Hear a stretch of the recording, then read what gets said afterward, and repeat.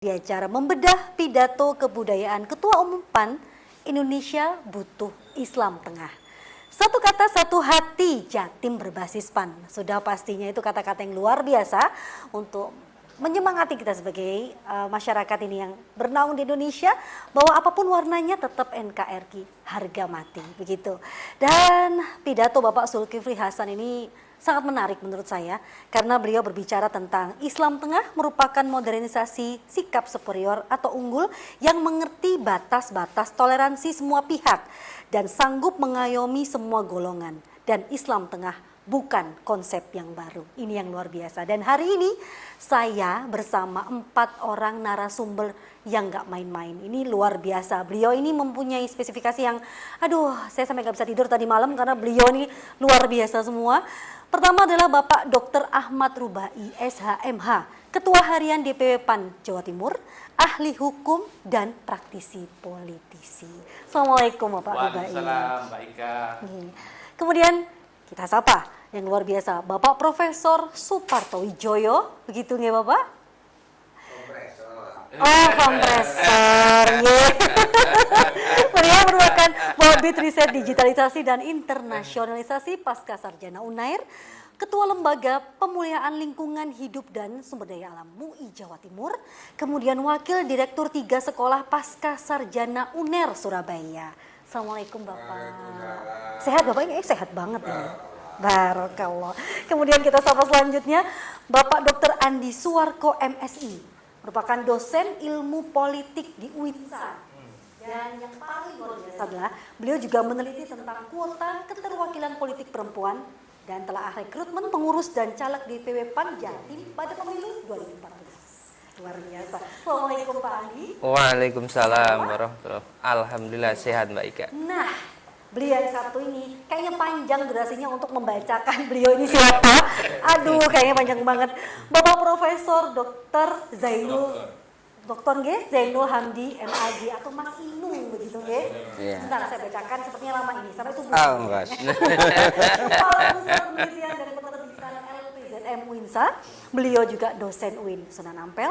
Salah satu penggiat gerakan di kalangan Nadliin Muda. Pendiri lembaga LSAT, terlibat pendirian Omars Surabaya dan menjadi debut manajer program Center for Marginalized Community Studies, berjalan karena prihatin dengan keadaan pasca reformasi. Akademisi muda melalui portal islamarrohim.id, fasilitator tetap Sinergi Indonesia pelatihan HAM dan penulis buku. Jaringan Gusdurian juga. Loh. Ini masih ada sebenarnya, tapi nggak saya tulis nanti takutnya kelamaan sampai subuh. Assalamualaikum Mas Indung, sehat? Waalaikumsalam, sehat alhamdulillah. Itu penasaran itu dapat dari mana sih itu? Dari mana ya? Yang jelas kita selama 90 menit ke depan akan berbicara tentang membedah pidato begitu ya, tentang kebudayaan Ketua Umum PAN kita, Bapak Zulkifli Hasan. Dan kita mau nyapa Bapak Ketua Umum dulu nih, Bapak Ketua Jawa Timur, Bapak Ahmad Rizky Sadiq. Assalamualaikum Bapak, semoga sehat selalu.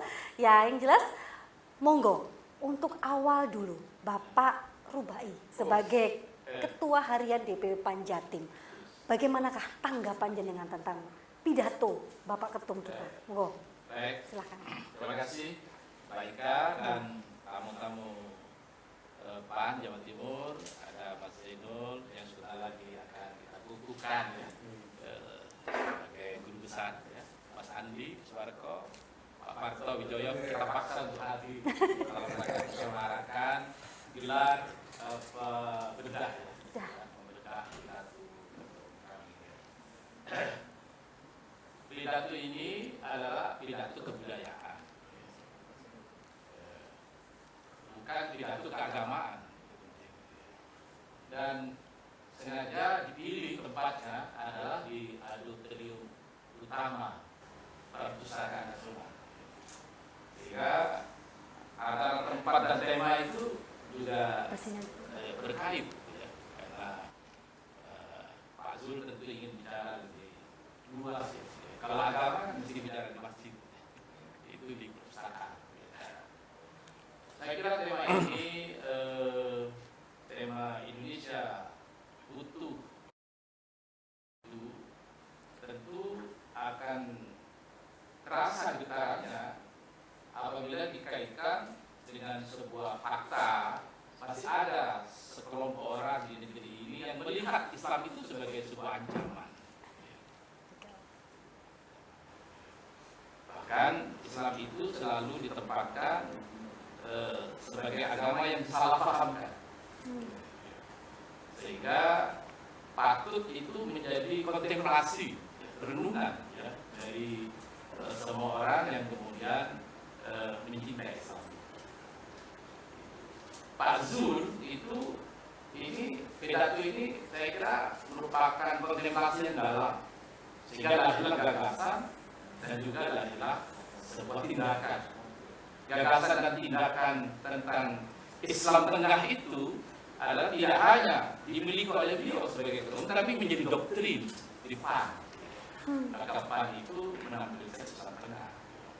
Islam Tengah yang dimaksud itu seperti juga pidato beliau, saya tidak berani membedah, tapi memberi catatan saja, catatan terpal, bahwa Islam Tengah itu Islam yang akomodatif, Islam yang merangkul, ya, merangkul, sehingga Islam Tengah dan Islam yang merangkul itu lebih memungkinkan bahwa Islam itu lebih mendekatkan fungsi, baik itu dalam konteks kemasyarakatan maupun dalam konteks kebangsaan.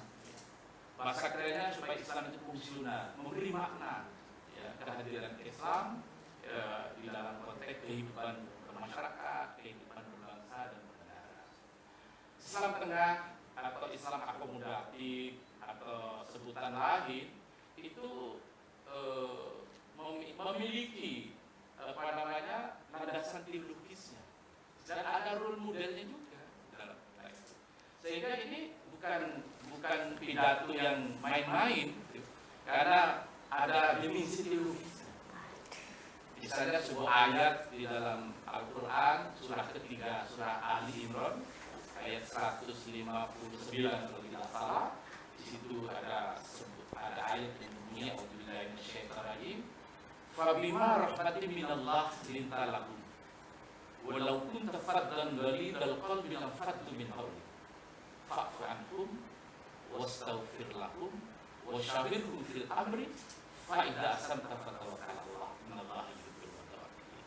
Itu ada di surat ketiga.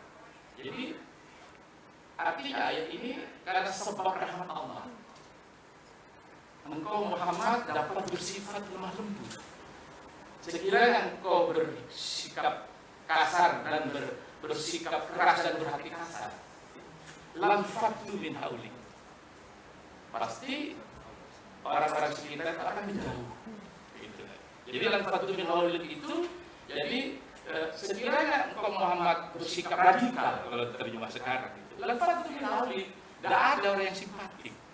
Gitu. Jadi lanfaddu. Jadi itu ayat ini kisahnya atau asbabun nusulnya adalah ketika umat Islam mengalami sebuah kekalahan pada perang Uhud dan sejumlah sahabat-sahabat Rasul menjadi syahid, dan tentu karena kekalahan itu patut kalau Nabi itu marah, tetapi Allah mengaruniakan rahmat karena sebab rahmat Allah, rahmat. Nabi itu bersifat lemah lembut karena sebab kalau marah itu pasti akan berhindar, menjauh, lanfaddu min haulik. Maka terhadap orang yang membuat kesalahan itu, maafkan dia. Tak cukup, doakan dia. Tak cukup, ajak dia musyawarah.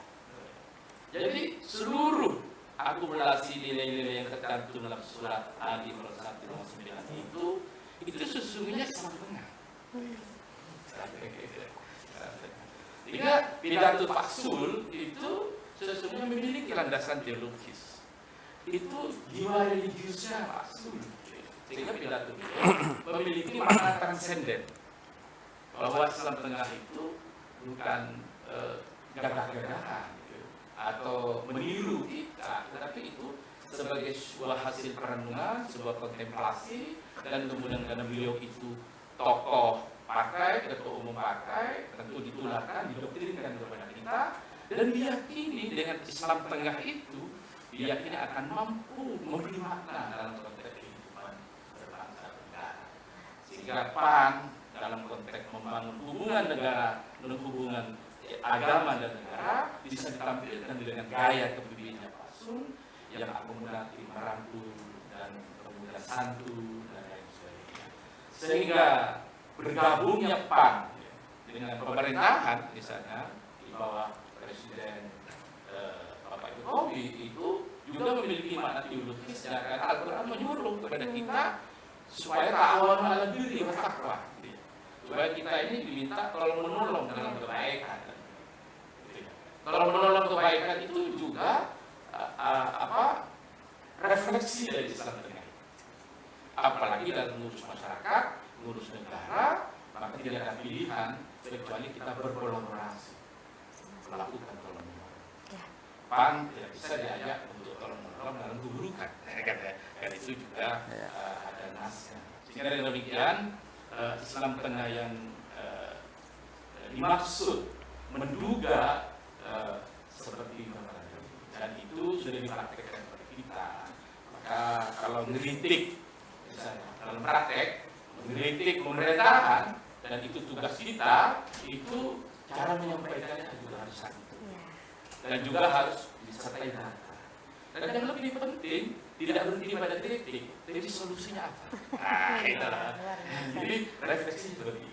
Jadi saya kira pidato itu luar biasa dan bagi kami di PAN itu menjadi sebuah pedoman dan kemudian terus kami tularkan supaya kita bisa berkomunikasi dengan siapapun. Sehingga dengan demikian seperti juga kandungan itunya, maka di PAN siapapun yang Nasrani di PAN itu nyaman.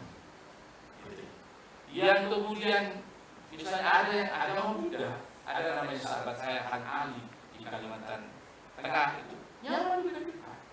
Itu apalagi yang lain-lain. Menggambarkan betapa PAN itu sebagai rumah karena dipraktekkan Islam Tengah itu anggota-anggotanya, simpatisan-simpatisannya merasakan ya, sentuhan-sentuhan rahmat sebagai sebuah paham dari Islam.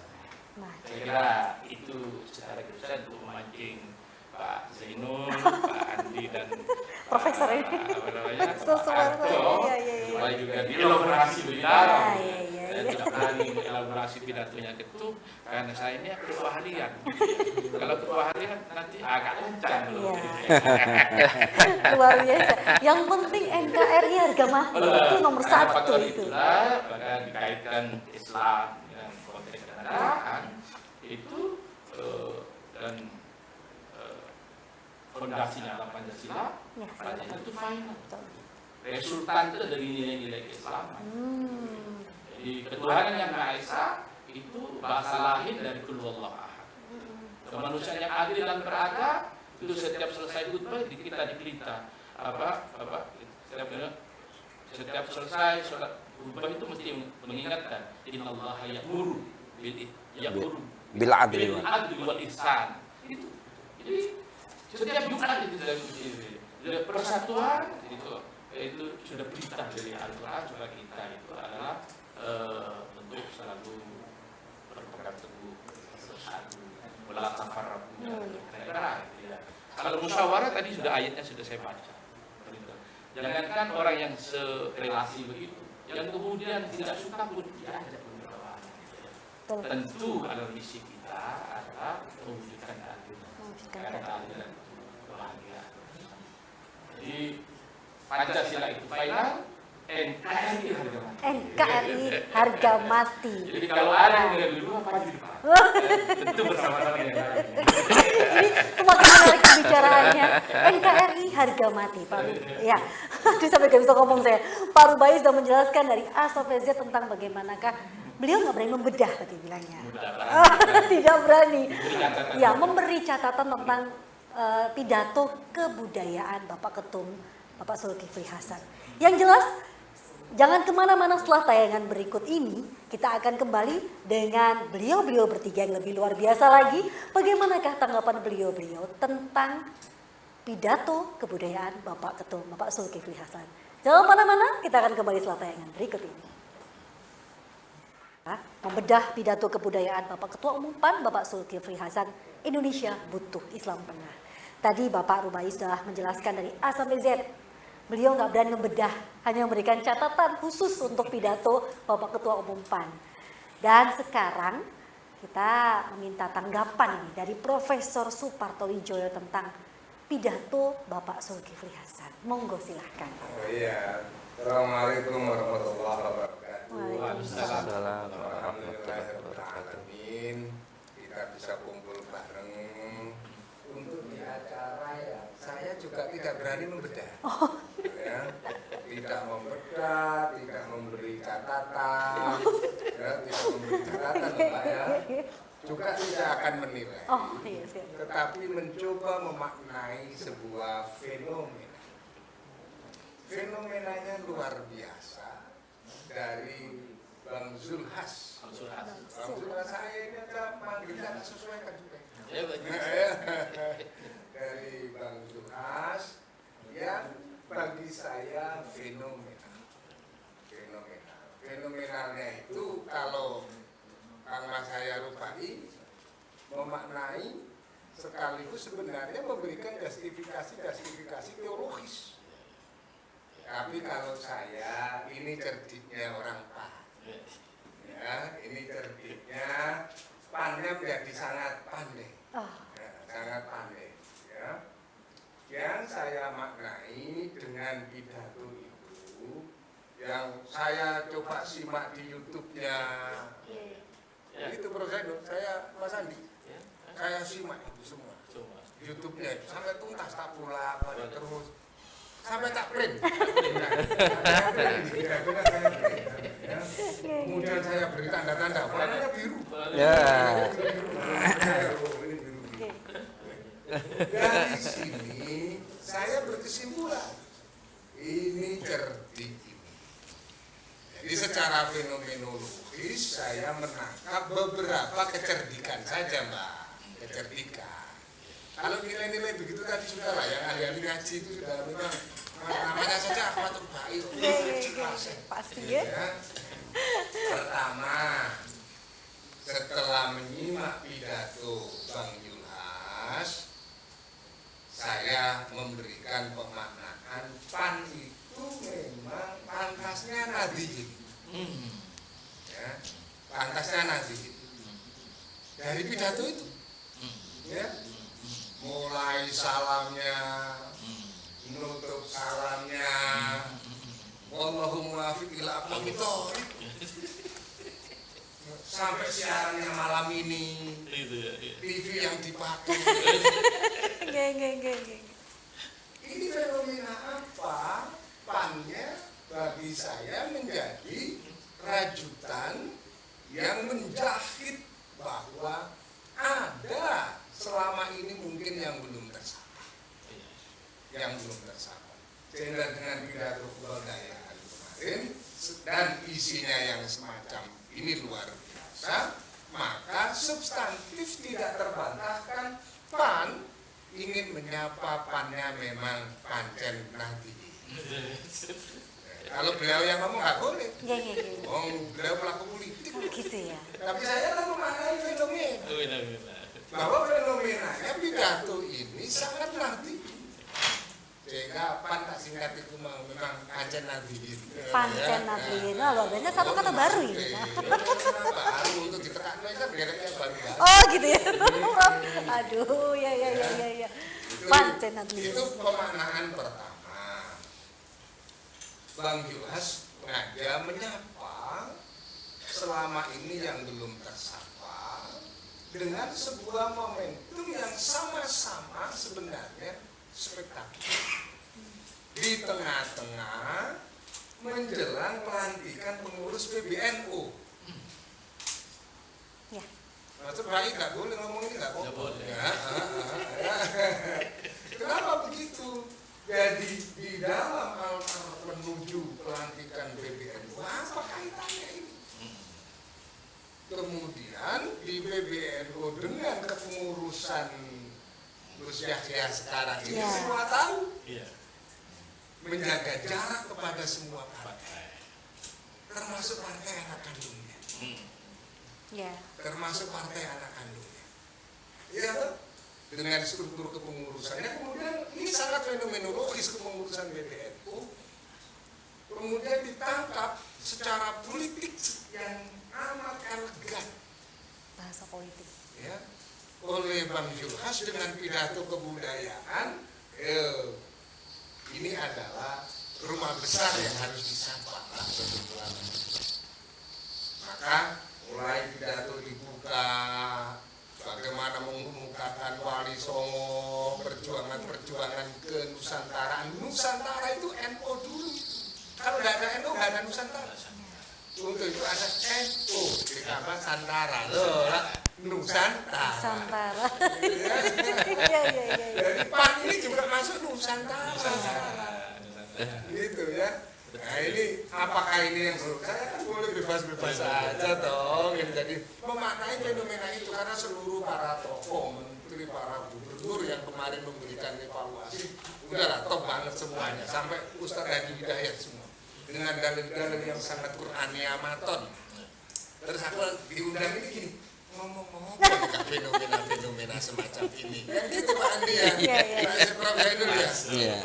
Maka ini sebenarnya Bang Zulhas sedang menyapa yang selama ini mungkin tidak tersapa, ingin mendengar yang selama ini tidak terdengar. Karena apa? Karena Nahdlatul Ulama yang bunyi harus tetap bisa disinari sang mentari. Oh.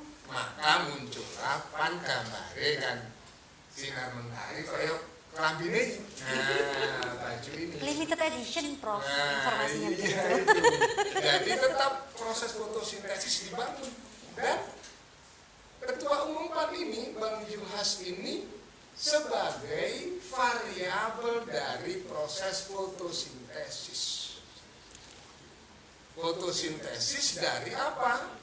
Dari bumi Nahdlatul Ulama yang memang disinari sang mentari yang selama ini PAN akan dipersepsi Muhammadiyah, Ya. PKB dipersepsi sebagai Nahdlatul Ulama murni. Hari ini dengan panggung PBNU yang menjaga jarak dengan sebuah ruang, maka PAN ingin menyapa bahwa jangan-jangan Bang Zulhas ingin menyatakan aku bisa jadi Nahdlatul Ulama. Cuma saya kan nggak pernah dialog dengan beliau, tapi nada suaranya, intonasinya, diksi yang dipilih, kosakata Nusantara, para wali, sejak kapan urusan-urusan ini kita wali-wali? Iya. Nah, sejak pidato kebudayaan ingin menempatkan diri kembali bahwa PAN ingin menyapa yang selama ini belum tersapa. Ya, itu dulu saya akan catatan ini fenomena. Tapi kan wajahnya Pak Andi karo Prof Zain. Nggak Prof semua ini. Gitu. Luar biasanya Prof. Ini saya Prof Suparto adalah fenomena pancen Nadliin dan pantasnya Nadliin. Variabel dari fotosintesis yang disinari oleh mentari.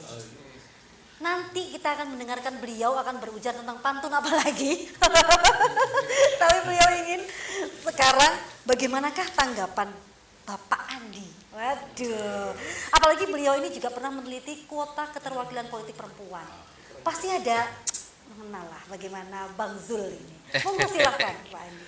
Iya, baik Kak. Yang pertama saya mengapresiasi ya dan menyambut baik ya pidato kebudayaan yang disampaikan oleh Bang Zulhas ya. Ini merupakan tradisi baru saya kira ya di kalangan ketua umum partai ya.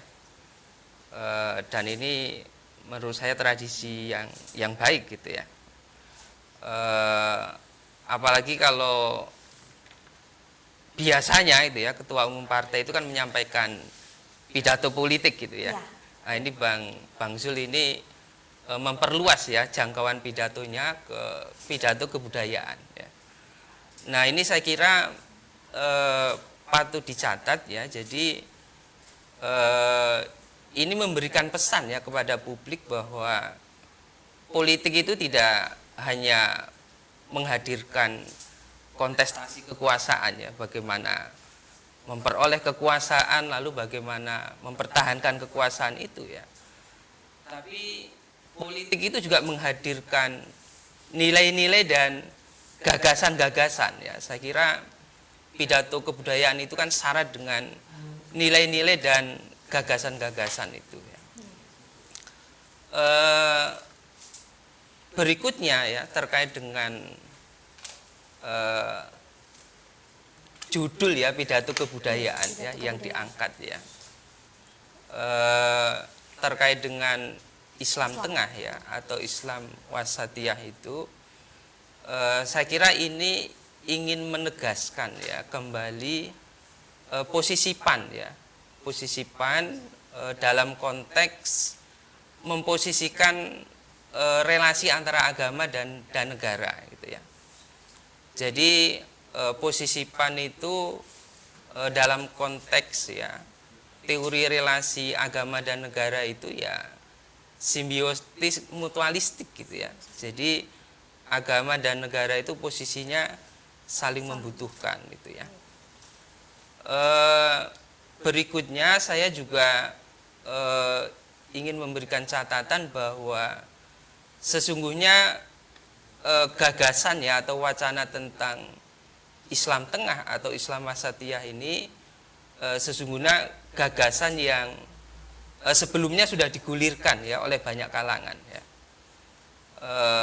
Bahkan dalam konteks ulama-ulama dunia gitu ya, pada awal Mei ya 2018 yang lalu itu digelar ya KTT ya ulama sedunia dan diadakan di Indonesia ya di Bogor ya.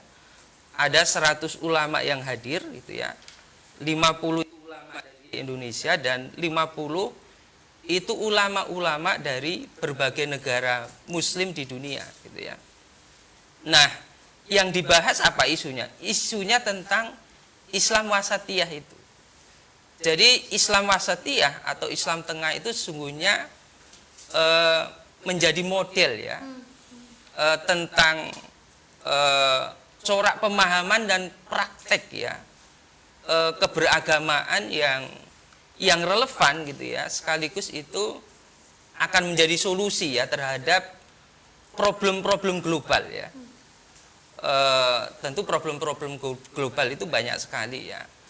Nah, saya kira pidato Bang Zulhas itu ya konteksnya lebih banyak dalam konteks keindonesiaan ya, dalam konteks keindonesiaan pidato itu saya kira akan semakin memperbesar ya dan memperluas resonansi ya Islam Tengah atau Islam Wasatiyah itu.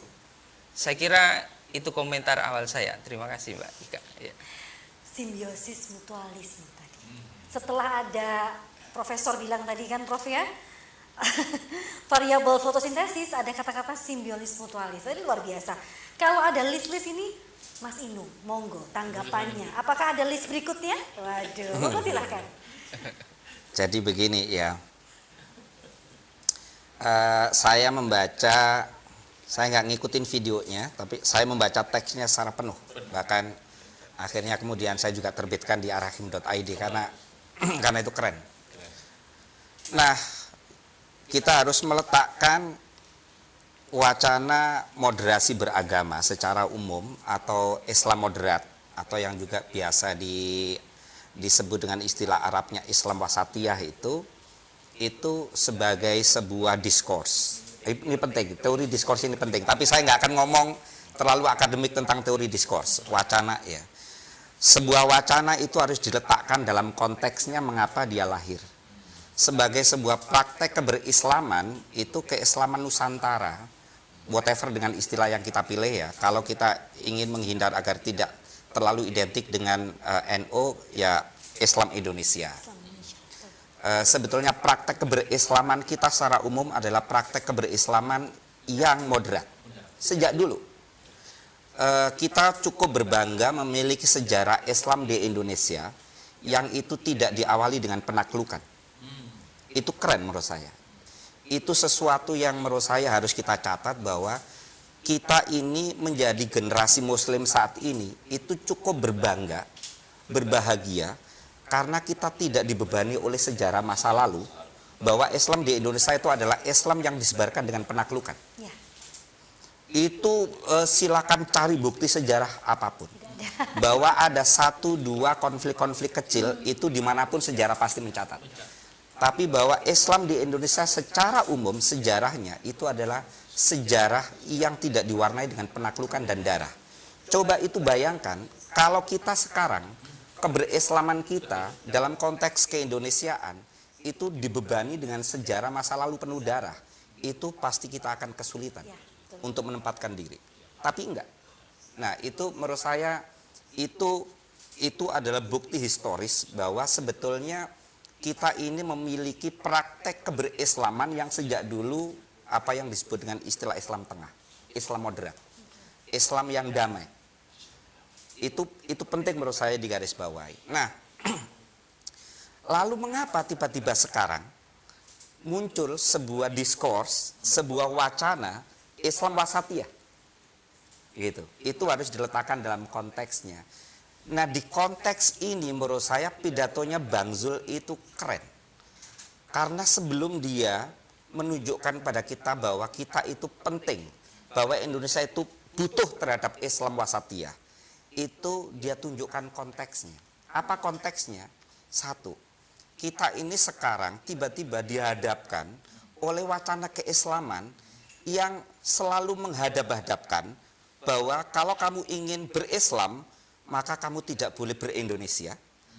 Kalau kamu berindonesia, kamu mengkhianati Islam. Dan itu wacana sekarang sedang sangat kuat. Pak tunjukkan salah satu contohnya. Itu kalau kita membuka salah satu medsos, kita akan menemukan seperti ini. Membela Islam ada dalilnya. Membela Indonesia nggak ada dalilnya. Mampus kan otak kita? Ya, stigmanya. Logika kita udah dibalik-balik kayak gitu. Apakah saya efektif? Enggak, itu ada. Saya bisa menunjukkan, itu ada. Dan itu dilontarkan oleh dai yang sekarang subscribernya, followernya itu jutaan. Wow. Jadi kita bisa bayangkan, kita itu sekarang, jika ada orang yang mengatakan bahwa oke, keberislaman dan keindonesiaan kita itu baik-baik saja, I can say we are not fine anymore. Kita itu nggak sedang baik-baik saja. Jadi sekarang betapa mudahnya kita mencari wacana keislaman yang dibenturkan dengan keindonesiaan kayak gitu.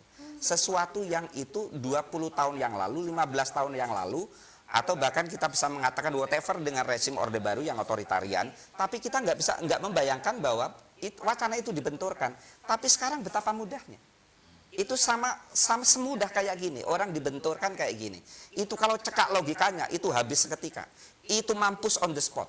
Misalkan orang ditanya kayak gini, kamu ikut kiai apa nabi? Oke. Coba. Ya. Pertanyaan it's a stupid question dan itu diberikan pada orang yang cekap pikirnya, itu mampus on the spot. Padahal pertanyaan itu bisa dibalik. Apakah kalau saya mengikuti kiai, saya mengkhianati nabi? Sama persis juga dengan wacana yang membenturkan antara keislaman dengan keindonesiaan. Apakah ketika saya membela Indonesia, saya mengkhianati Islam? Enggak juga, tapi betapa wacana itu sekarang sedang menggejala kan? Ya. Itu satu. Nah, Bang Zul itu keren karena ditunjukkan why we need Ya. moderate Islam karena kita sedang berada dalam situasi kayak Not gini. fine. Itu Ya, tadi. we are not fine anymore. Dan yang kedua adalah wacana keislaman di mana orang merasa semakin berislam tapi semakin eksklusif. Itu kalau nggak di perumahan yang khusus agamanya, rasanya nggak berislam. Iya. Benar, pernah. Orang kos saja nggak mau kalau dia berbeda dengan agama yang lain. Bahkan sekarang kita udah menggejala, itu ada rental juga khusus rental agama tertentu. Parkir khusus agama tertentu. Kan? Itu eksklusivisme keagamaan yang kita nggak membayangkan bahwa itu terjadi 15 tahun yang lalu. Tapi itu terjadi. Ternyata. Dan eksklusifisme keagamaan itu yang akan menciptakan segregasi sosial. Segregasi sosial itu akan menciptakan ignorance atas orang lain. Itu menciptakan intoleransi, diskriminasi, dan di ujung terjauh itu adalah terorisme. Secara tidak langsung Iya. akhirnya. Karena pada akhirnya begini, step-stepnya itu. Stepnya itu adalah eksklusivisme, dilanjutkan dengan didorong ke sana itu akan toleransi, intoleransi, didorong lagi itu radikalisme, didorong lagi itu terorisme. Radikalisme dengan terorisme itu sama-sama basisnya kekerasan. Bedanya adalah kalau terorisme itu yang ditarget itu adalah public terror. Dan itu semuanya berbasis agama. Sekarang sedang mengejala itu. Nah, menurut saya ini diadres dengan sangat baik. Oleh karena itu ketika kita berbicara tentang Islam wasatiyah as a discourse sebagai satu wacana harus kita letakkan di sini. Bahwa Islam wasatiyah itu dihadirkan karena ada satu kecenderungan praktik, paham, keberagamaan yang itu berlebihan. Di mana berlebihannya itu kemudian seakan-akan nggak berislam kalau dia itu punya tetangga non muslim, nggak berislam kalau dia itu toleran kepada orang lain, nggak berislam kalau Indonesia itu nggak dijadikan sebagai negara Islam. Padahal Islam memberikan pengajaran cinta dan kasih sayang. Iya. Nah, makanya loh, dalam definisi operasionalnya Islam wasatiyah itu adalah paham, gagasan, praktik keberislaman dalam rangka untuk mewujudkan dalam konteks kehidupan bersama, ya. Jadi bukan Islam per se, tapi itu adalah paham dan praktek keberislaman dalam kehidupan bersama dalam rangka untuk mewujudkan nilai-nilai kebaikan universal. Itu menurut saya, karena kita dihadapkan dengan fenomena seperti itu, dan itu semuanya, itu kerennya, itu diadres di dalam pidato kebudayaannya Bang Zul kan. Jadi dia memulainya dan kemudian sekalipun itu pidato kebudayaan dan Bang Zul bisa memberikan bahwa ada loh dalilnya, ada loh basis teologisnya di dalam Al-Quran. Dia sitir surat Al-Baqarah waktu itu. Wa kadzalika ja'alnakum ummatan wasata litakunu syuhada'a 'alan nasi wa yakuna rasulu 'alaikum syahida. Itu menurut saya itu adalah basis teologis why we need moderate Islam.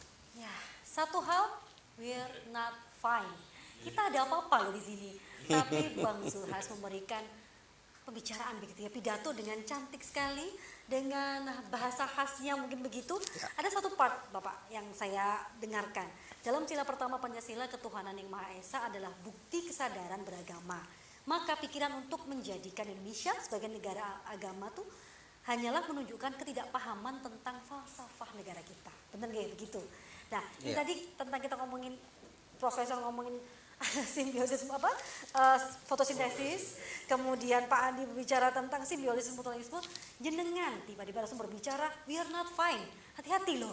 Ini kita nggak baik-baik saja loh ternyata. Indonesia tuh radikalisme menuju ke arah radikalisme, betul nggak Ngoten? Nah, ini yang harusnya menjadi PR besar untuk para pemimpin kita. Benar begitu? Nah, yang ingin saya tanyakan berikutnya, tanggapan berikutnya, Prof. Nah, arah radikal nih Prof, pripun Prof? Kok sepertinya bahasanya Mas Indung ini mengerikan sepertinya, menurut saya orang awam. Karena kayak kita itu Islam tuh diajari cinta dan kasih sayang. Diajari untuk membela negara kita Indonesia secara tidak langsung. Monggo silakan tanggapannya Prof. Ya, dari pidato tadi, kan saya masih 2 itu tadi. Oh, iya. Padahal sudah ada 30 catatan. Iya. Mulai dari momentumnya, cara baca narasi-narasinya, Intonasinya. untuk intonasinya, diksinya, dan bagi saya kemudian Bang Zulhas sedang menyapa yang selama ini merasa tidak tersapa. Kemudian pidato ini memberikan peneguhan untuk apa? Bernegara, kan gitu. Peneguhan bernegara, meletakkan posisi keagamaan, dan saya sudah pokoknya amin semua lah dengan beliau-beliau ini yang namanya memang sangat Islam tapi juga sangat nasionalis, ya. NKRI. Harga mati. Iya. Saya itu Ahmad tambah rukai bisa. Maka saya wilayah-wilayah itu mata. Bang Zulhas ini sebenarnya ingin menunjukkan posisi PAN di satu sisi. Karena pidato ketua umum itu adalah keputusan politik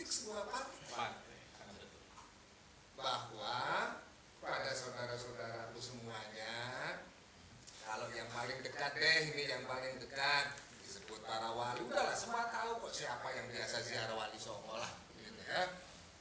Dan kemudian bagaimana dengan tata letak kata Nusantara, meskipun sedikit ngambil posisi tidak menyebut Islam Nusantara, tetapi Islam ya, hadir di Nusantara ini, bahasanya gitu ya, dipakai tambah ini kan intervening variable sebuah kata sebenarnya. Iya, betul.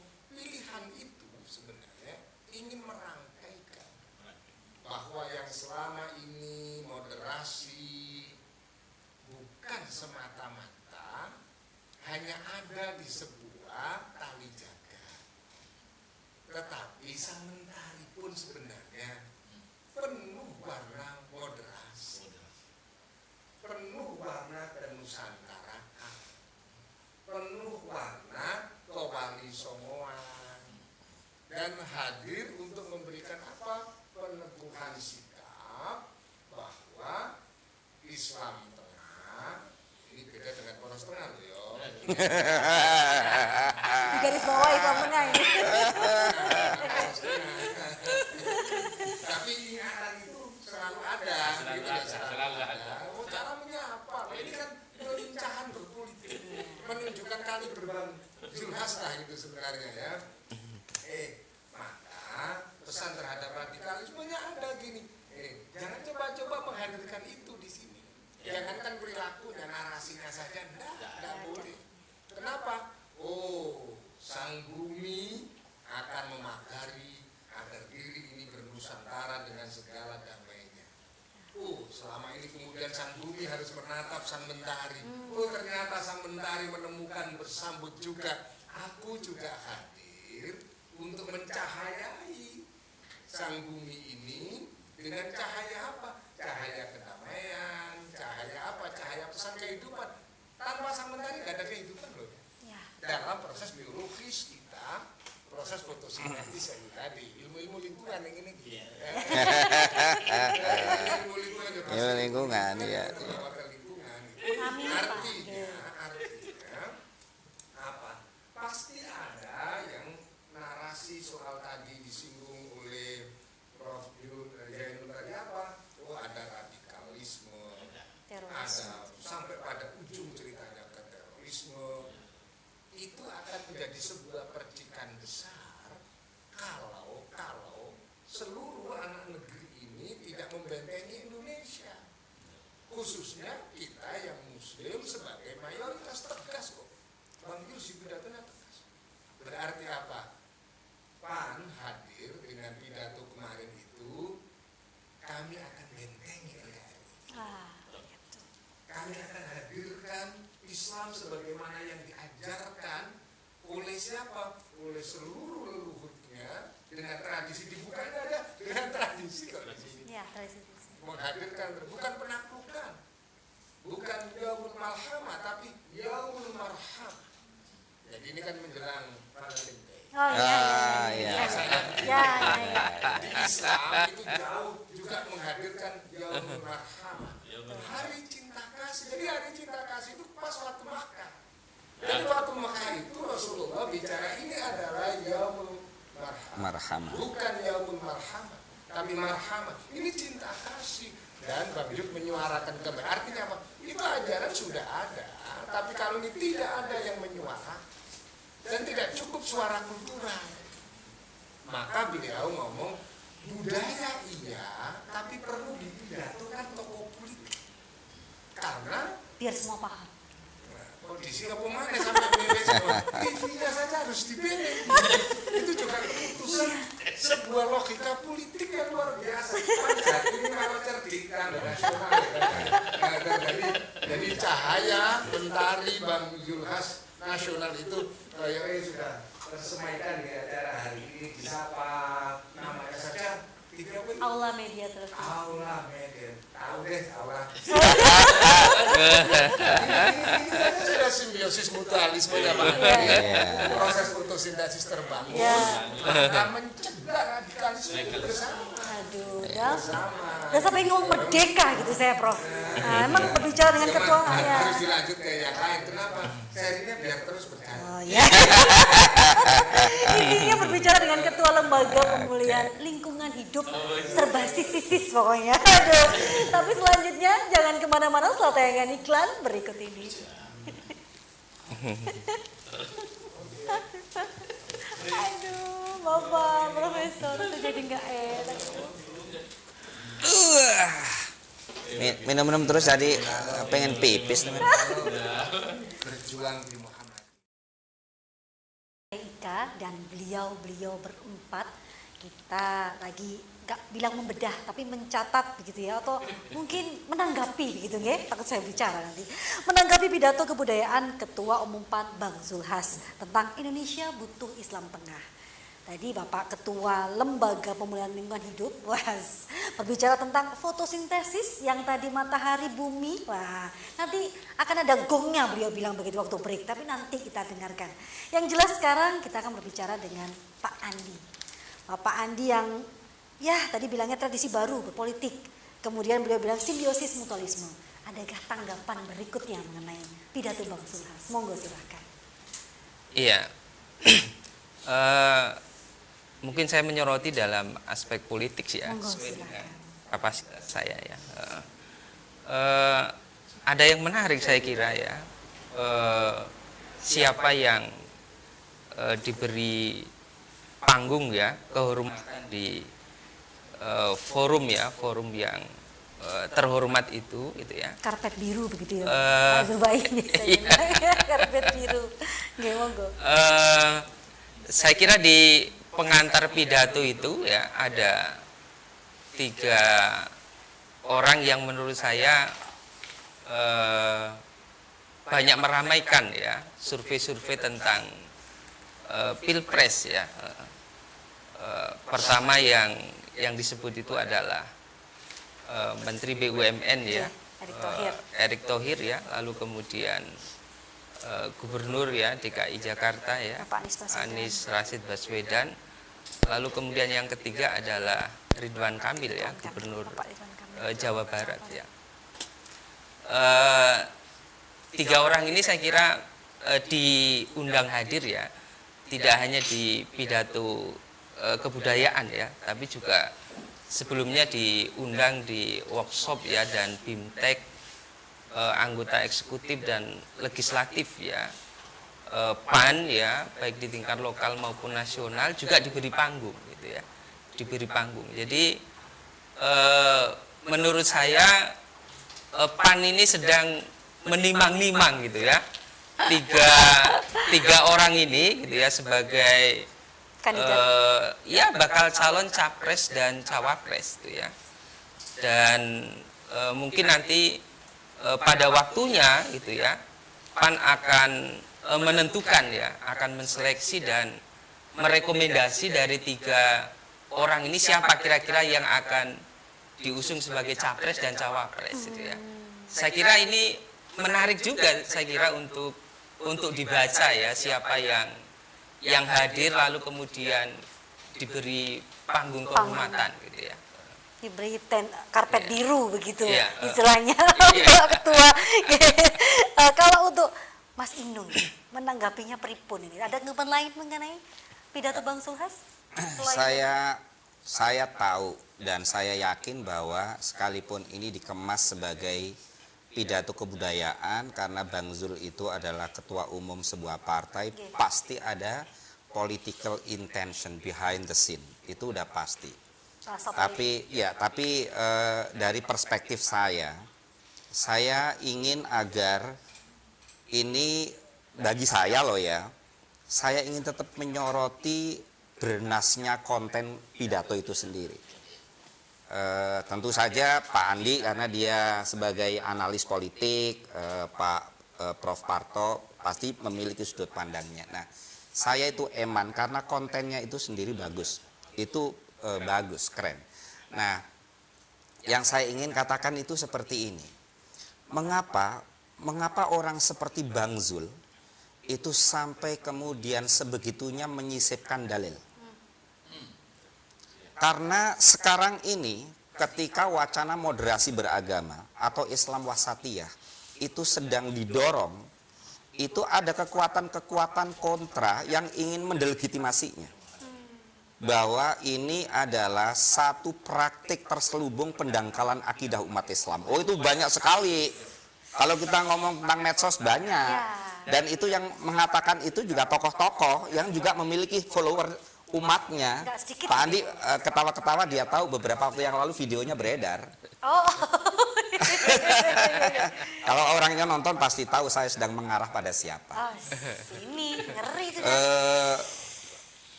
Karena begitu. Nah, bagi saya ya, bagi orang seperti saya, andaikan karena salah satu unsur penting di dalam Islam moderat atau moderasi beragama itu adalah toleransi. Menurut saya jika toleransi itu memerlukan dalil kitab suci, maka yang akan toleran hanyalah para tokoh agama. Karena hanya tokoh para agama lah yang tahu dalilnya. Tapi bagi saya toleransi itu tidak memerlukan dalil. Karena toleransi itu adalah satu hukum universal yang sudah melekat dalam nurani kita. Saya contohkan seperti ini. Ada istilah yang disebut dengan golden rules. Mengapa disebut dengan golden rules? Karena orang tidak memerlukan berteori dan berdalil untuk mengakui kebenarannya. Saya tunjukkan seperti ini. Saya memiliki keyakinan saya menginginkan dari kedalaman nurani saya bahwa keyakinan saya itu diterima dan dihargai orang lain, tidak diganggu. Dan keinginan saya itu juga dimiliki oleh orang lain, maka golden rule itu akan mengatakan bahwa at the same time kamu juga harus memberikan pengakuan dan penghormatan itu kepada keyakinan orang lain. Perlu dalil? Nggak perlu. Nggak perlu. Karena keyakinan. Karena itu sudah tertanam di dalam diri kita. Kalau saya memiliki keyakinan tertentu, dan karena itu saya ingin menjalankan ibadah saya dengan perasaan aman dan nyaman, tidak ada gangguan, you should know at the same time, kamu harus memberikan perasaan itu kepada orang lain. Perlu dalil? Nggak perlu. Jadi sebetulnya, mengapa kita sampai berjibaku mencari dalil ke sana kemari, itu karena kita direpotkan dengan orang yang selalu menuntut dalil bahwa kebaikan yang terang benderang seperti itu masih didelegitimasi. Satu. Yang kedua, menurut saya begini, ada juga cara mendelegitimasi bahwa moderasi beragama atau Islam wasatiyah itu adalah cara Amerika untuk menghancurkan Islam. Dan saya selalu bilang, tahun 80-an, dan itu yang juga dikutip di dalam pidato kebudayanya Bang Zul, NU sudah merumuskan Islam wasatiyah dengan prinsip wasatiyah, tawasud, tawazun, ta'adul. Dan saya selalu ingin menantang pada orang-orang itu, tuduhlah NU bahwa ketika NU merumuskan itu dibiayai Amerika untuk menghancurkan Islam. Dan satu lagi, bahwa salah satu dari indikator moderasi beragama itu adalah menghormati kesepakatan berbangsa. Bahwa kita berbangsa ini sudah bersepakat bahwa kita akan mendirikan sebuah negara yang kita sebut NKRI, yang berlandaskan Pancasila sebagai platform dalam kehidupan kita berbangsa dan bernegara. Itu adalah kesepakatan. Dan hasil Muktamar Muhammadiyah memutuskan bahwa Indonesia itu adalah Darul Ahdi wa Syahadah. Indonesia itu adalah sebuah negara kesepakatan dan tempat kesaksian di mana kita akan berkarya untuk kebaikan. Dan saya selalu menantang pada orang-orang yang mendelegitimasi itu, tuduhlah Muhammadiyah bahwa Muhammadiyah sedang menjadi kaki tangan Amerika untuk menghancurkan Islam di Indonesia. Jadi menurut saya, kesadaran kita dalam berislam wasatiyah itu karena adalah kebaikan yang hendak kita tanam, kita semai bersama dalam rangka untuk kebaikan bersama. Dimana kalau kebaikan bersama itu ada, kitalah orang yang juga ikut menuai kebaikan dalam kehidupan bersama itu. Apa yang kita tanam, kita tuai. Kita tuai. Sebenarnya begitu. Yes. Nah, nanti kita ngobrol bertiga dengan orang-orang yang luar biasa ini. Sekarang Pak Rubai, monggo tanggapan dari beliau-beliau. Saya Catatan ini. bergembira Wais. malam ini. Ya. Iya. Karena pidatonya Pak Sul saya sudah sangat yakin. Sekarang lebih yakin lagi.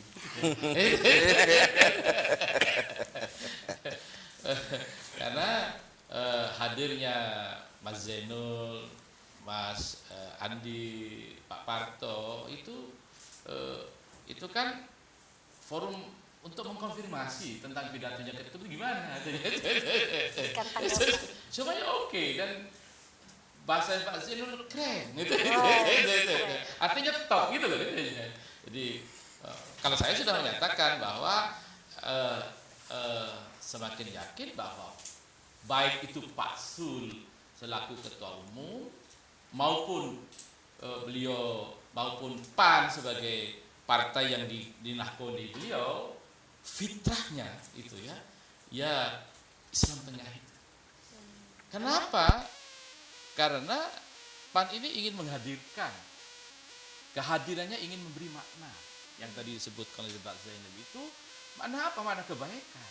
Kalau itu dari pandangan dan paham seperti ini diyakini ada kebaikan, ingin ditebarkan. Dan ini di internal PAN menjadi doktrin. Sehingga dengan hadirnya Pak Parto, Mas Andi, Pak Zainul itu kami semakin giat ini, semakin yakin bahwa pilihan ini kami tidak peduli terhadap tuduhan-tuduhan yang tadi disebut. PAN sudah menjadi antek-anteknya Amerika, misalnya begitu ya.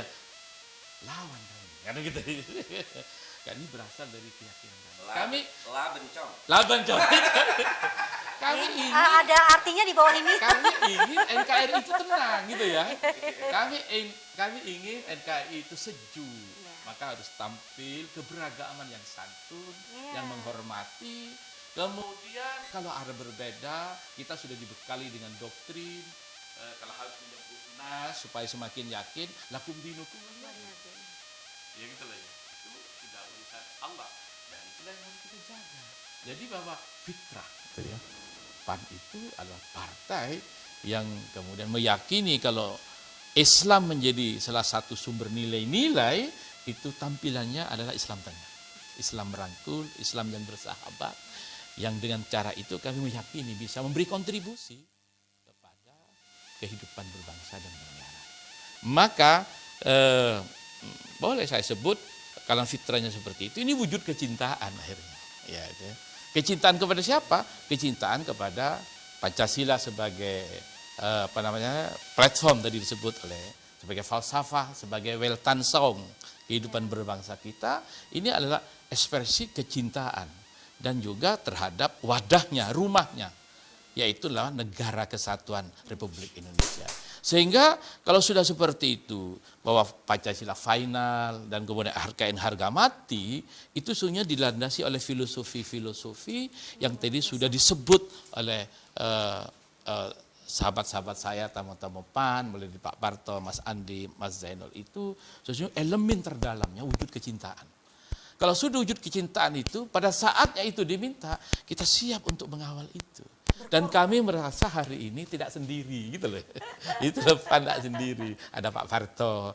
Yang pasti ini malam ini nanti dia punya kewajiban meresonansikan terhadap orang yang belum disentuh. Gitu loh. Ini apa yang belum bisa apa tadi bilangnya Bapak? Itu Mas Andi gitu ya.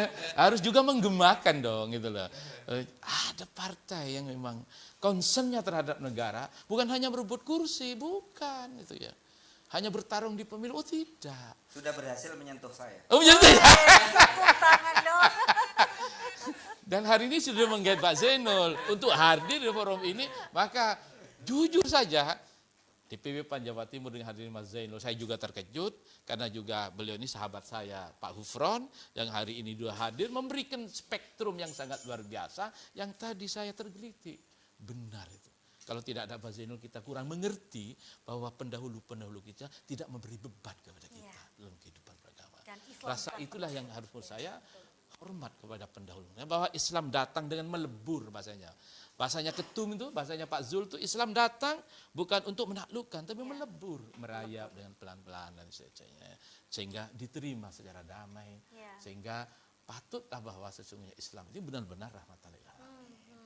Saya kira ini, saya cuma mengungkap kegembiraan. Saya Makin bahagia, terbatas saya narasi saya untuk mengungkap kehadirannya Pak Zainul hari ini dengan narasi yang sangat luar biasa. Sehingga satu kata, kami semakin yakin. Ya. Semakin yakin. Semakin yakin untuk terus mengembangkan ini. Dan berharap moga-moga PAN punya kekuatan. Ya, kekuatan apa untuk mewujudkan itu. Dan yang paling penting lagi, PAN punya kekuatan karena kasih sayangnya menangkal apa yang disebut radikalisme. Menangkal apa yang disebut tadi intoleransi katanya. Karena Islam yang akan kita kembangkan adalah Islam cinta kasih. Nah, itulah sebagai wujud daripada Islam tengah itu. Saya kira begitu. Toleransi dan keyakinan tidak memerlukan dalil. Dalil. Mas Indung bilang begitu, luar biasa itu satu kata yang saya ambil barusan. Nah, yang jelas saya ingin bertanya nih sama beliau-beliau. Sebenarnya Indonesia ini seberapa butuhkah dengan Islam tengah? Monggo, Prof. Seberapa butuhkah Indonesia ini dengan Islam tengah? Monggo silahkan. Pertanyaan seperti belum membaca pidatonya Bang Zul. Saya ingin meyakinkan lagi ini. Ini kayak profesor di uji. Saya uji profesor ini. Kata-kata yang menarik. Sebenarnya butuh, Tetap. tapi seberapa butuhkah lagi? 100% betul. Sebagaimana Anda juga membutuhkan cinta kasih yang 100%. Bisa dilewati segmen ini. Begini, Bang Julhas ini hadir di waktu yang tepat. Tatkala gelombang cinta kasih sedang teradu berbagai narasi tentang radikalisme, terorisme dan lain sebagainya. Sebagai tokoh politik dan PAN sebagai partai politik tidak boleh membiarkan negara berjalan sendirian. Yes, cocok. Negara ini harus dibersamai, apalagi kita ini adalah substansi yang sangat penting di dalam sebuah negara, partai politik.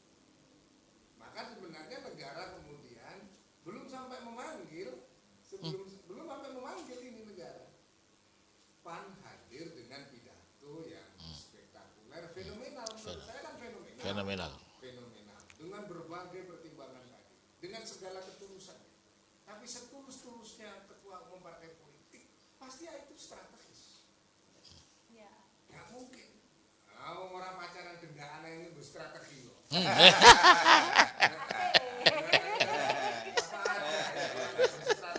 Maka sekali berketua umum partai politik berstrategi menawarkan tatkala elemen bangsa sudah mengajak bersama-sama tadi sejak tahun 80-an, Nahdlatul Ulama menyuarakan itu dengan berbagai keputusan muktamarnya. Di momentum ini hadir juga atmosfer yang kemudian aku ingin meneguhkan diri. Dan tatkala teguh di situ, karena Indonesia memang dengan Islam tengah, moderasi Islamnya yang Nusantara.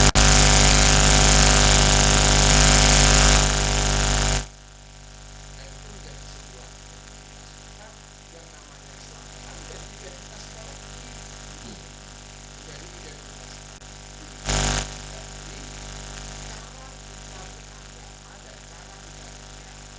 tidak boleh menunjukkan agama dan ini kan keputusan yang sebenarnya menjustifikasi apa yang oleh para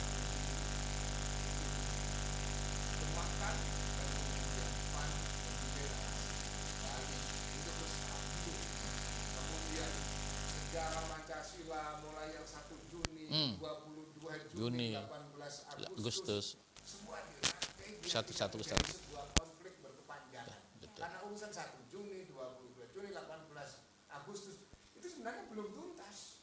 Tapi dengan pidato kebudayaan semua menjadi clear bahwa PAN mengambil posisi semua dihormati. Semua Dihargai, betul, cocok. Semua dihargai. Dan penghormatan itu urusan dia menyentuh soal akhlak. Luar biasa ini kan juga gitu. Menyentuh soal akhlak, menyentuh soal keagamaan, menyentuh urusan Pancasila yang final keagamaan, negara sebagai satu kesatuan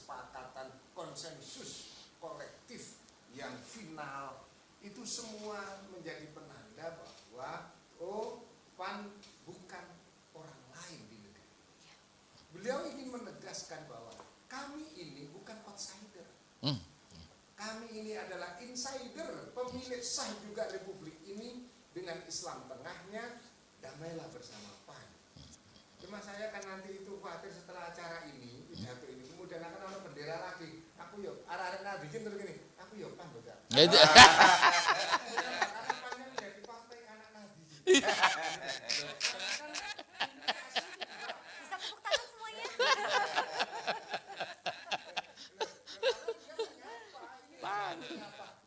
Kalau tidak disapa, awas loh ya.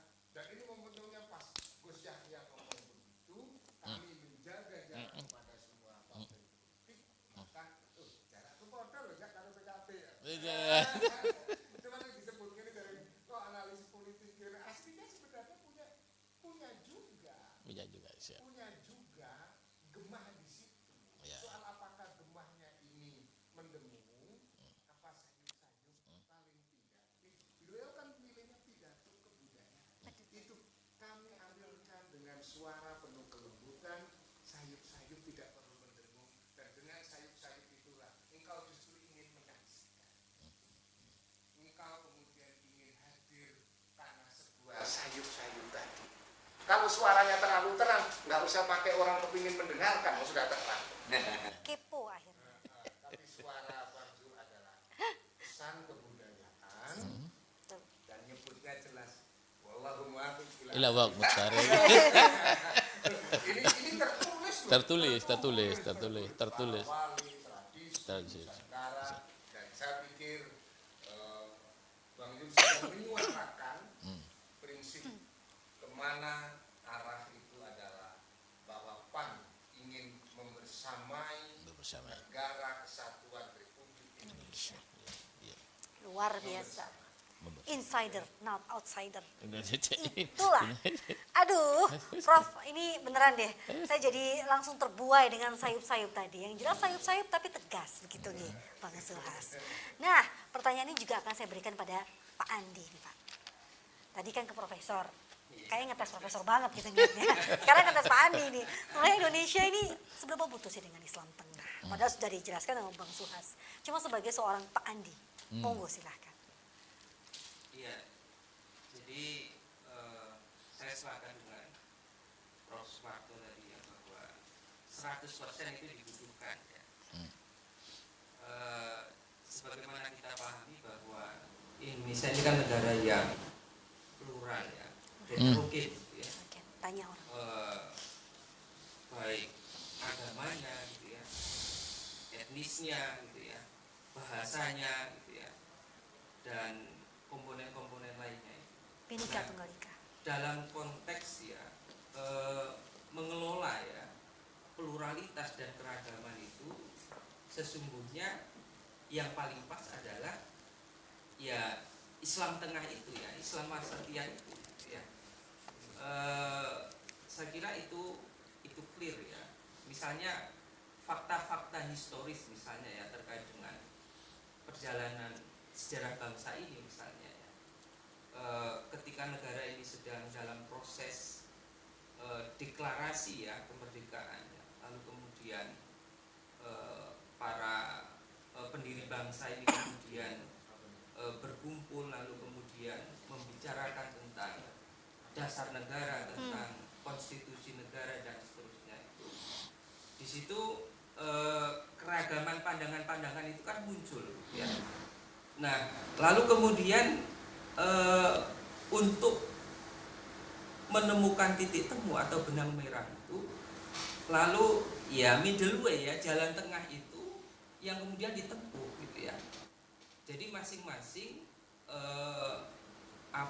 mencoba mencari jalan tengah, mencari titik temu gitu ya, dari pandangan-pandangan yang beragam itu gitu ya. Misalnya terkait dasar negara misalnya, ada yang menginginkan misalnya dasar negaranya Islam misalnya, ada yang menginginkan dasar negaranya misalnya kebangsaan misalnya ya, nasionalisme gitu ya.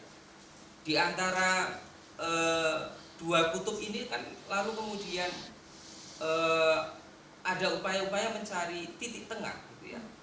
Lalu kemudian nilai-nilai dasar dari dua arus besar ini lalu kemudian dicarikan titik temunya, dan maka kemudian lahirlah Pancasila itu menjadi kesepakatan itu. Jadi itu menunjukkan bahwa fakta historis itu sudah memberikan bukti nyata ya bahwa middle way, jalan tengah, Islam tengah itu memang menurut saya Islam yang terbaik gitu ya. Yang paling pas Indonesia. Iya, kira-kira. Karena Bhinneka Tunggal Ika itu. Iya. Plural, ya. Ya, heterogennya ini membuat kita harus bersatu memang. Nah. Ya, menyetarakan tidak mungkin, tapi setidaknya menjadikan satu. Iya, itu iya, terkait iya, dengan iya. harga Kayak mati. harga mati. Aduh, kayaknya tadi yang saya sempat kaget statementnya dari profesor adalah PAN, Partai Anak Nahdien. Ya, semua tepuk tangan ini, nggak ada yang tepuk tangan. Yang jelas, Pak Adi juga bilang tentang Potensi. potensi ya. Kita kuat. Kan boleh dong. Sepertinya besok-besok jangan-jangan akan ada begitu. Hari-hari begitu, bawa bendera-bendera kecil. Lapor ada kawan itu. Coba langgar tuh, ngono terus. Loh ya, Cak, ini kan partainya anak Nabi. Iya. Partai Anak Nabi. Dan Pak Adi tadi bilang tentang keanekaragaman. Iya. Yang jelas dia berdua 100% oke dengan Indonesia membutuh Islam tengah. Sebelum kita ke Mas Inung, kita harus ada iklan dulu ini. Oh iya. Aduh, sayang banget, tapi nggak apa-apa. Selain berikut ini kita akan kembali tentang bagaimanakah kebutuhan Indonesia tentang Islam tengah menurut Mas Inung. Jangan kemana-mana, selalu ada iklan berikut ini. Ika, top Ika. Ibu sama saya Ika dan beliau luar biasa. Masih di Satu Kata Satu Hati Jatim berbasis PAN. Dan tadi Profesor Suparto bilang PAN, Partai Anak Nahdien. Waduh, ini ya udah bilang kan nantinya, begitu nggak Prof? Atau gimana? Statement kayak ngeliatnya. Kemudian Pak Adi bilang tentang keanekaragaman, Bhinneka Tunggal Ika yang harus disatukan. Dan sekarang tentang seberapa butuhkah sih Indonesia dengan Islam tengah sebenarnya? Menurut Mas Inung, monggo silahkan. Ya. Jadi tentu saja kesimpulan saya sama. Ini saya kasih reasoningnya. Oke. Januari tahun 2021 itu penduduk Indonesia itu sekitar 270-an juta. Oke. Dan itu sekitar 85% itu adalah Muslim. Jadi bayangkan betapa pentingnya Islam itu sebagai pilar dalam kehidupan berbangsa. Seringkali begini, saya perlu ngomong kayak gini itu juga begini. Setiap kali saya bicara tentang Islam wasatiyah atau Islam moderat, itu banyak orang yang jengah seakan-akan yang menjadi objek dari wacana ini adalah umat Islam. Seakan-akan umat Islam disudutkan. Salah Gitu kan? Wah, saya itu sampai hafal. Saya itu tak sombongin ya sekalian. Saya itu adalah ketua Forum Rumah Moderasi Beragama PTKIN se-Indonesia. Wow. Karena setiap PTKIN itu ada rumah moderasi. Saya itu ketua forumnya PTKIN se-Indonesia. Jadi saya itu sampai hafal. Saya selalu bilang, kalau kita berbicara dalam konteks kehidupan kebangsaan dan kemudian kita kaitkan dengan keagamaan, kalau di Indonesia pasti yang akan kita bicarakan Islam. Kalau saya sedang di India, pasti yang akan saya sasar adalah Hindu. Kalau saya sedang di Amerika, pasti yang saya sasar adalah white, Anglo-Saxon, Protestan. Kalau saya sedang ngomong di Amerika Latin, pasti yang saya sasar adalah Katolik. Jadi sebetulnya ketika kita bicara kayak gini, itu kita bicara tentang realitas kehidupan berbangsa, enggak sedang menyasar kelompok tertentu. Dan itu juga saya ingin menyatakan bahwa sepenuhnya moderasi beragama itu adalah kepentingan kita bersama. Jadi ya Kristen, ya Katolik, ya Hindu, ya Buddha, semuanya. Cuman kalau kita sedang berbicara dalam konteks keindonesiaan kita dan kemudian kita berbicara tentang umat Islam, kamu harus sadar bahwa 85% di Indonesia itu adalah beragama Islam. Kalau kemudian ini nggak kita bicarakan dengan serius, lalu bagaimana? Sekarang saya tunjukkan. Tahun 2011 itu CSIS itu membuat survei, aku sampai ingat. Ada sekitar 60%. Tahun 2011 itu ya. berarti sekitar 12-13 tahun Ya, dari reformasi. Karena sebetulnya trajektori kehidupan kita sebagai berbangsa itu dimulai 98. Ya. Oke? Informasi. Dan yang kita tuai dari reformasi itu nggak hanya tentang proses demokratisasi yang sedang kita tertatih-tatih sampai saat ini, tapi juga kehidupan keagamaan yang saya sebutkan tadi, yang selalu menghadapkan antara keindonesiaan dan keislaman, kekerasan di mana-mana, intoleransi distempel atas nama agama. Itu, nah, tahun 2011 itu CSIS surveinya, sekitar 60% itu bangsa Indonesia itu nggak percaya dengan tetangga yang berbeda keyakinan, berbeda agama. Bayangin, itu 60% loh. 60% coba kayak gini. Kita hitung sekarang. 270. Bulatkan saja menjadi 250. 50%-nya itu adalah 125. Lalu 60%-nya berapa? Kalau 60% bangsa Indonesia itu nggak percaya dengan tetangga yang beda agama, could you imagine what will happen?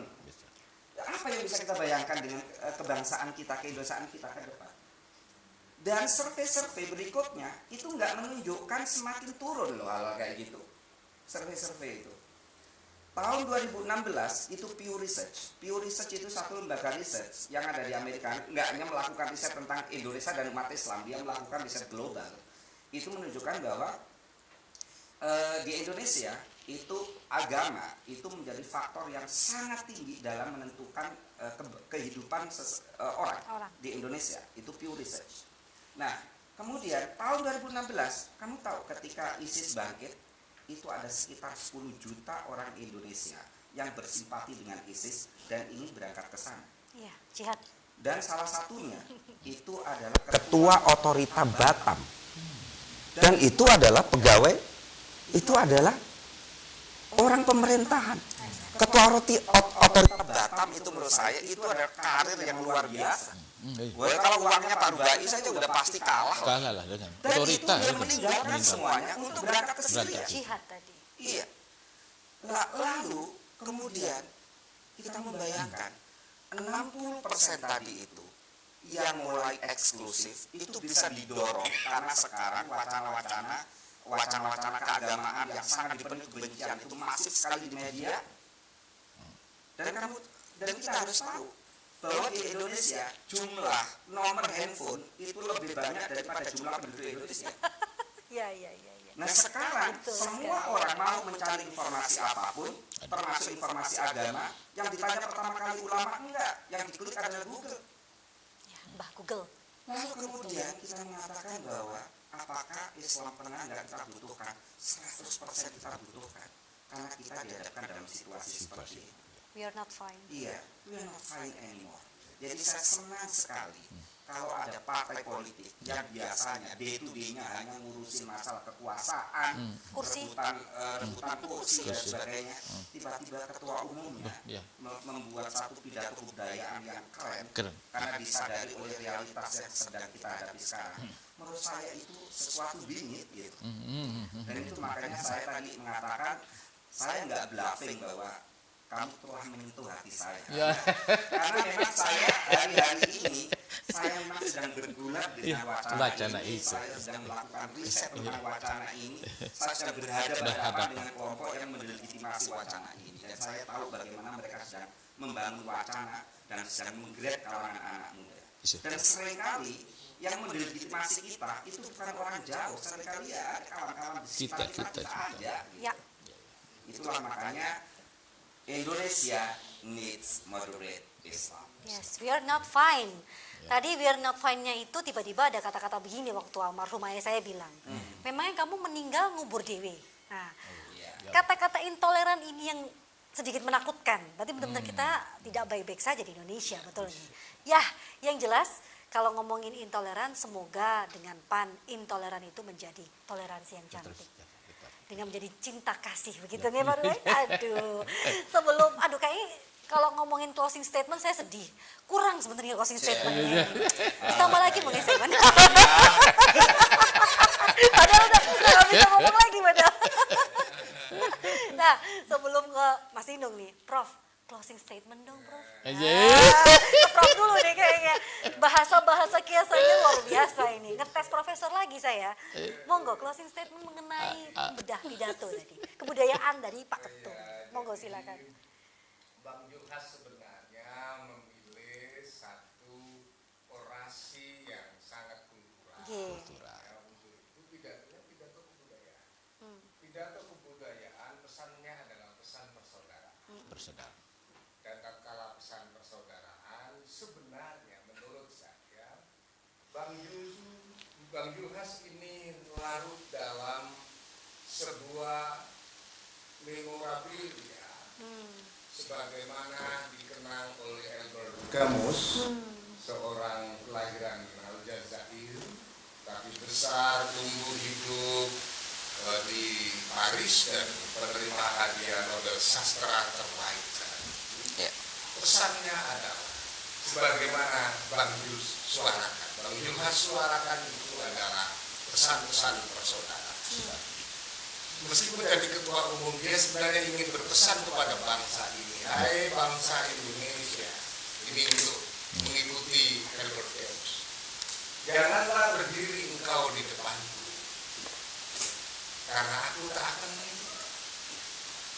Tapi juga janganlah berdiri di belakangku, karena aku juga bukan anutannya. Tapi wahai seluruh bangsa Indonesia, berdirilah di sampingku, karena engkau adalah saudara. Jadi Bang Julhas mengajak seluruh bangsa ini untuk berdiri di samping Partai Amanat Nasional dengan Islam tengahnya, karena engkau adalah Saudara. Kalau tidak bersaudara berarti nggak ada refleksi budaya. Jadi refleksi budayanya ini adalah karena engkau adalah saudara. Kalau mau bersaudara, bersamalah dengan pesan budaya apa sebenarnya itu. Oh, stabilo begitu ya, Prof. Stabilo begitu, dan baru edisi ini akan berseri kalau engkau bersaudara. Oh iya. Jadi nggak begitu.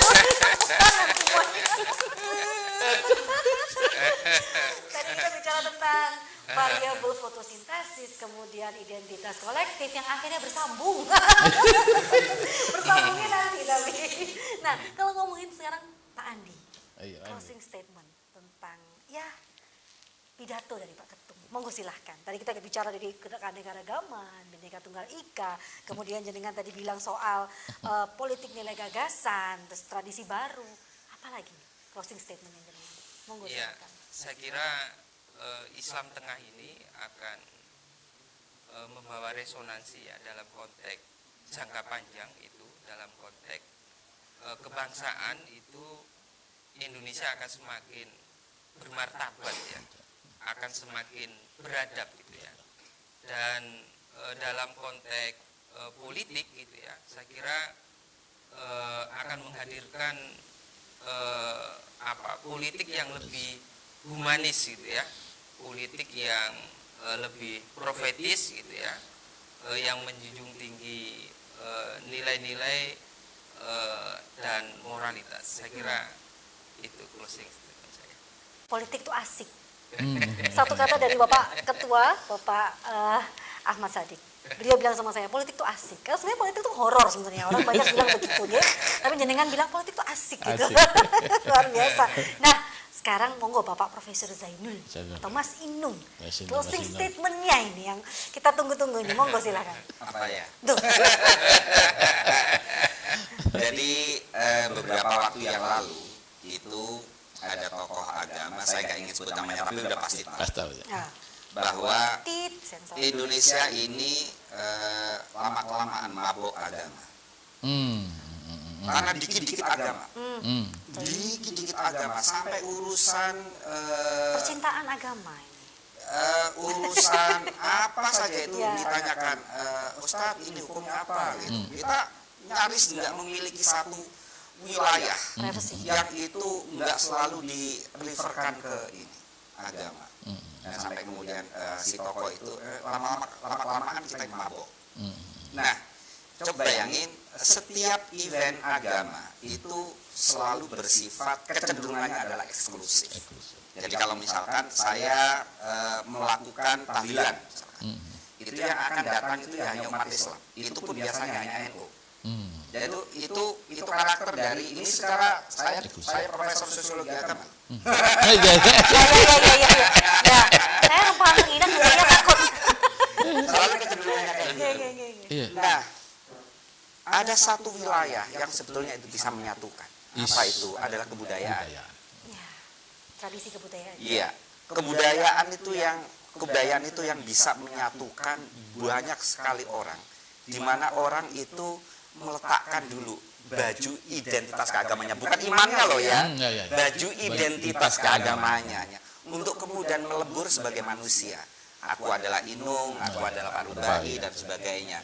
Dan kita nggak akan bertanya apa agama, tapi kita bisa melebur. Nah, menurut saya pidato kebudayaan ini, sekalipun sebetulnya isinya tentang Islam wasatiyah, ini dia ingin tadi seperti yang disampaikan oleh Prof. Parto, ini adalah satu keislaman yang dihadirkan untuk menyapa orang, membuka bahwa Islam juga bisa loh menjadi meeting ground bagi banyak orang. Tidak peduli kamu itu siapa. Mengapa? Karena kita ini adalah saudara. Dan di atas keragaman kita ini adalah manusia. Karena nilai yang paling tinggi pada akhirnya adalah kemanusiaan. Itulah mengapa pesan tertinggi setiap agama adalah maslahah ammah, kebaikan bersama, atau dalam istilah orang Katolik bonum commune, kebaikan bersama. Saya kira itu yang ingin disampaikan oleh Bang Zulhas melalui lisan saya. Terima kasih.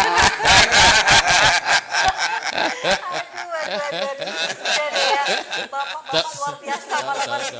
Nah, belum lagi closing statement. Yang terakhir adalah dari Pak Rubai. Oh ya. Monggo silahkan. Jadi saya ingin mengucapkan kegembiraan untuk ketiga kalinya. Wah, Itu. Karena apa?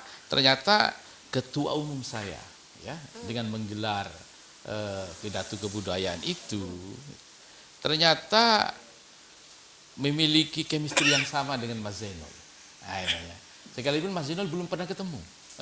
Belum pernah ketemu.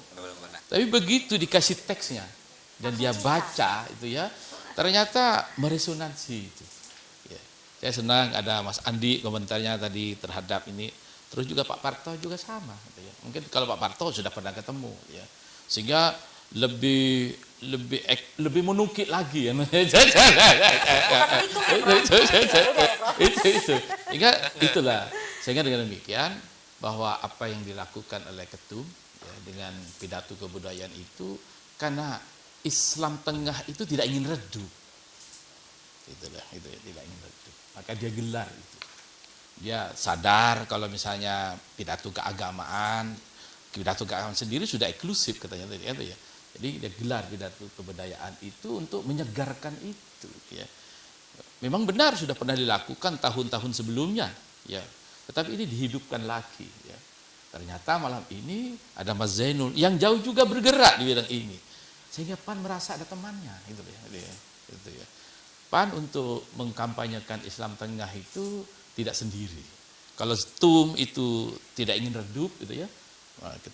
Dan memang memerintahkan kepada kita pertemuan malam ini, perhelatan malam ini bagian dari permintaan ketum, instruksi. Surat resmi gitu ya. Surat resmi supaya DPW PAN Jawa Timur menggelar dan mengundang tokoh-tokoh yang malam ini dipilih oleh DPW PAN adalah Pak Zainul, Mas Andi, Pak Parto. Sehingga dengan demikian saya punya keyakinan bahwa Islam Tengah yang tadi sudah banyak diperbincangkan dan tentu kalau dikaji lagi teks per teks ya, substansi per substansi akan banyak spektrumnya. Maka dari itu saya ingin menyatakan yang terakhir kepada Pak Parto, Mas Andi, Mas Zainul, jangan kapok untuk diundang PAN. Nah itulah ya. Karena nanti akan banyak gelar-gelar lagi untuk itu karena butuh pencerahan. Butuh semangat. butuh pencerahan terhadap bagaimana kehidupan berbangsa bernegara. Di tingkat kita antara agama dan negara clear, tapi di bawah maksudnya masih perlu dijelaskan lagi, perlu dijelaskan. Tadi merasa kalau menjadi Indonesia tidak Islam, kalau menjadi Islam tidak Indonesia, masih ada faktanya. Barangkali dalam perspektif ini ada ladang amal soleh kita. Nah, dalam konteks ini kelompok-kelompok ini pun jangan dijauhi oleh kita. Kata ayat tadi yang saya sebut itu ajak musyawarah, arti garapan kita, itu ya garapan kita. Jangan sampai ini kan kalau seperti itu, wah ini kan kena virus. Yang aslinya tokoh-tokoh bangsa kita disebutkan dengan bagus oleh Pak Zainul sudah memberi teladan yang sangat baik dan itu legacy kepada kita. Apa legacy yang kemudian tidak berbatas nilainya, tidak memberi beban kepada kita. Bahwa beliau itu menebarkan Islam dengan rahmatan lil alamin, dengan damai, dengan merangkul dan lain sebagainya.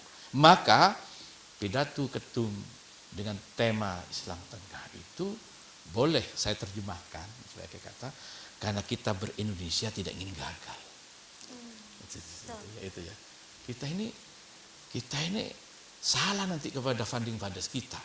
Karena kita ini bukan berjuang dulu. Kayak ini kelahirannya aja saya 58. Mungkin bapak-bapak lebih lagi. Tidak ikut berjuang memanggul senjata. Diletakkan fondasinya dan tentu meletakkan sebuah cita-cita mulia di dalam pembukaan Undang-Undang Dasar alinea 1 sedemikian mulia. Kemudian ini tidak dilaksanakan oleh kita.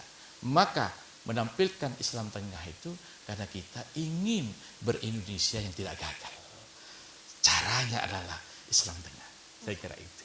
Sehingga kami ingin mendapatkan dukungan PAN ini dengan bersama-sama menyebarkan pandangan-pandangan Islam Tengah sehingga dengan demikian kita ber-Indonesia ini gagal dengan Pancasila final dan NKRI harga mati. Saya kira demikian kata terakhir saya khusus malam pertemuan ini. Dan nanti pada sesi-sesi lain saya kira kita harus bertemu lagi gitu ya.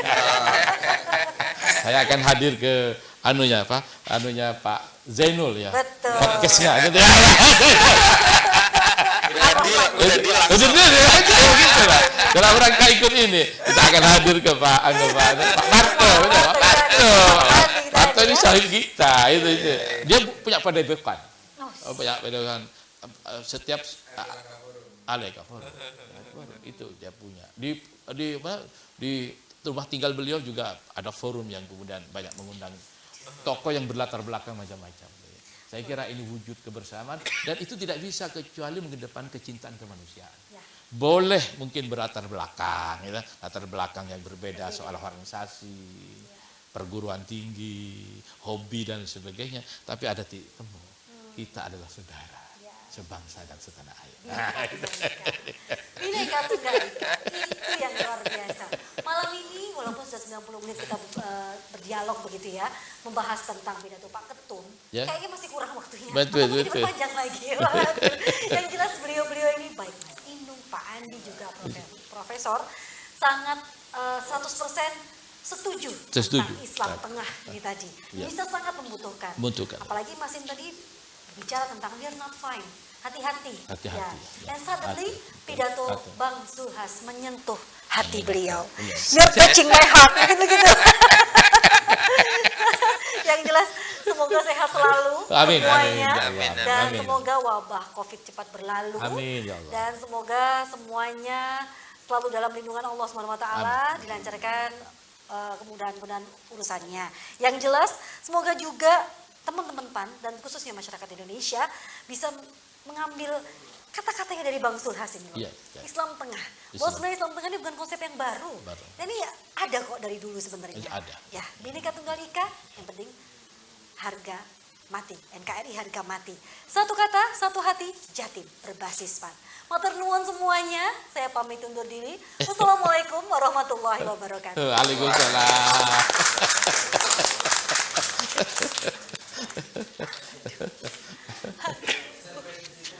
Ya. Jadi kita perlu ada kelihatan ngobrol-ngobrol. Gitu ya.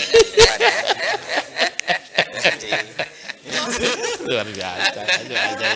Ada ketemu ini. Nggak Aku itu keliru. beberapa kali loh dengan penjenengan kalau nggak salah di SBO atau di Mungkin. JTV atau Ya, di mana. ya. Makanya saya begitu, tadi nyebut-nyebut Pak Parto, tapi begitu saya melihat, oh ya Pak Parto. Pak Barton. Ya. Sekali lagi saya kerjain.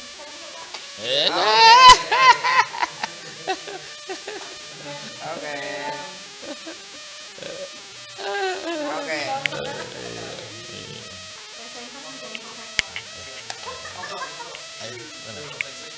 Oh iya iya. Ya. Oh ya sini. Oke, ini supaya anu ya. Ayo. Ayo Pak Nur. Ayo Pak Nur. Ini dicopot ini.